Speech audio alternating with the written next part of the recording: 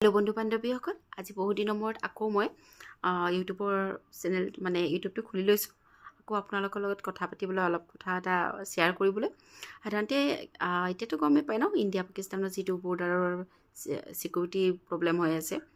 আৰু এতিয়াতো বহুতেই প্ৰব্লেম চব, আৰু বহুত দেশে আমাক ছাপোৰ্টেই কৰা নাই। তথাপিও ইণ্ডিয়া অকলে কাফি হয়।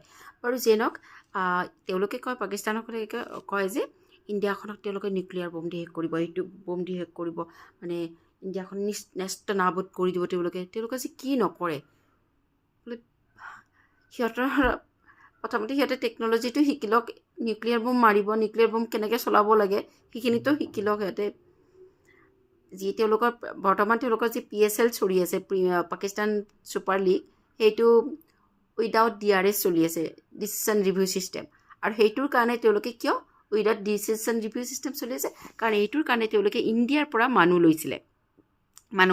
লৈ গৈছিলে। কিন্তু ইণ্ডিয়াৰ এতিয়া বৰ্ডাৰৰ যিটো ছিষ্টেম হৈছে, তেওঁলোকে তাতে তাতে নিজক মৃত্যুমুখত পেলাব নেকি? তেওঁলোকে যেতিয়া গুচি আহিছে, আৰু তেওঁলোকে ডাইৰেক্ট এতিয়া তেওঁলোকক মাতিলেও তেওঁলোকে নাযায়। এতিয়া তেওঁলোকৰ নিজৰ জীৱনত ডাঙৰ কথা ন। আৰু তেনেকুৱা টেৰৰিষ্ট ঠাই এখনৰ কাৰণে কিয় কৰিব লাগে ইমানখিনি?